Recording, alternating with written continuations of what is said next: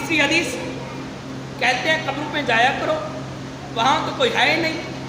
फिर रसूलुल्लाह का फरमान, मेरे आका सल्लल्लाहु ताला अलैहि वसल्लम ने फरमाया, अस्सलामु अलैकुम या अहलल कुबूर यागफिरुल्लाहु लना वलकुम अंतुम सलफना व नहनु बिल लसर। मेरे आका ने फरमाया, कब्रिस्तान जाया करो और जाके सलाम किया करो। ऐ कब्रिस्तान वालों, ऐ कब्रों वालों, तुम पर अल्लाह की सलामती हो और तुम्हारी अल्लाह बख्शिश फरमाए। वालाकुम अंतुम सलफना व नहनु बिल लसर। मेरे आका ने फरमाया, उनके जाके कहा करो कि तुम आ चुके हो, तुम्हारे पीछे हम भी आने वाले हैं।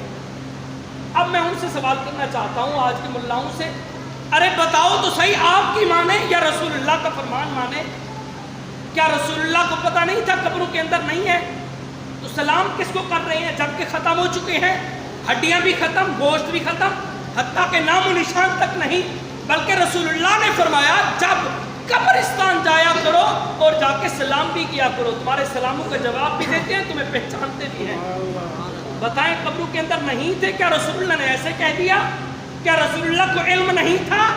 बल्कि ये 1400 साल मेरे आका ने ये बयान दे दिया था पहले कि आने वाले कुछ एतराज करते रहेंगे।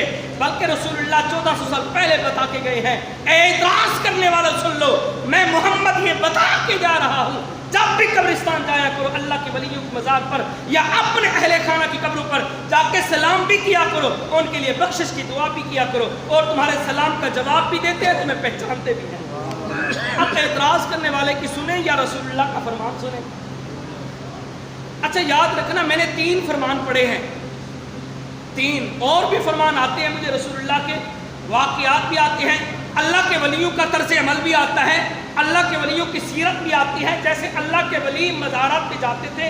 अभी मैंने आपको बताया है कि हज़रत ख्वाजा मुइनुद्दीन चिश्ती अजमेरी 40 दिन तक आप ख्वाजा साहब दाता अली हजवेरी की मज़ार मुबारक पर रहे हैं।